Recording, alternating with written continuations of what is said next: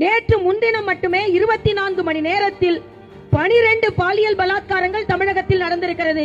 சென்னை சுற்றியுள்ள இடங்களில் 2 மணி நேரத்திற்கு ஒரு பாலியல் பலாத்காரம்.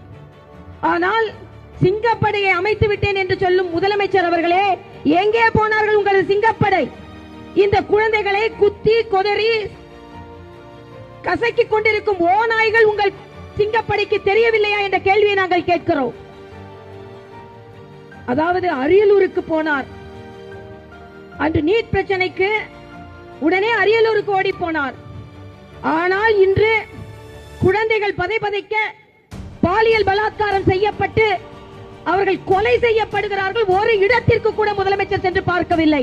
கோயம்புத்தூருக்கு தான் உங்களால போக முடியல. கும்மிடி பூண்டிக்காவது சென்றிருக்க வேண்டுமா? முதலமைச்சர் அவர்களே, தமிழகத்து பெண்கள் கேட்கிறார்கள், பதில் சொல்லுங்கள் என்று கேட்கிறோம். அந்த நேரத்தில் நீங்கள் என்ன செய்து கொண்டிருக்கிறீர்கள்? ஷூட்டிங் நடத்தி கொண்டிருக்கிறீர்கள்.